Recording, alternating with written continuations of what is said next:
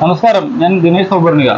ഞാൻ പറഞ്ഞില്ലേ, നമ്മൾ സൈക്കിളുമായിട്ടുള്ള ഈ ബന്ധം ഇപ്പോൾ ഇവിടെ ഇങ്ങനെ കുറച്ച് റൈഡുകളൊക്കെ ആയപ്പോൾ എപ്പോഴും വരുന്ന ഒരു സ്ഥലം തന്നെയാണ് ജസ്റ്റ് ബൈ സൈക്കിൾ പാലക്കാട്.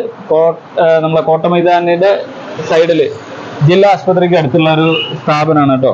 അപ്പൊ ഞങ്ങൾ ഈ കൃഷി ചോദ്യങ്ങളായി വന്നിട്ടുള്ള പല സമയത്തും പല സ്ഥലങ്ങളിലേക്കും വരുമ്പോൾ നമ്മളുടെ സൈക്കിളിനെ റിപ്പയർ ചെയ്യാൻ വരുന്ന ഒരു ഷോപ്പ് ആയതുകൊണ്ട് ഇവിടെ നേരിട്ടൊന്ന് വന്നു. അങ്ങനെയാണ് ഞാൻ ഈ സൈക്കിൾ റൈഡിലേക്ക് എത്തിപ്പെട്ടത്. അതിന് എന്നെ ഇറക്കിയ രാധാകൃഷ്ണൻ ചേട്ടനും മഹേഷ് മുള്ളത്ത് എന്ന് പറയുന്നത് ഇതിന്റെ ജസ്റ്റ് ബൈ സൈക്കിളിന്റെ ഓണർ.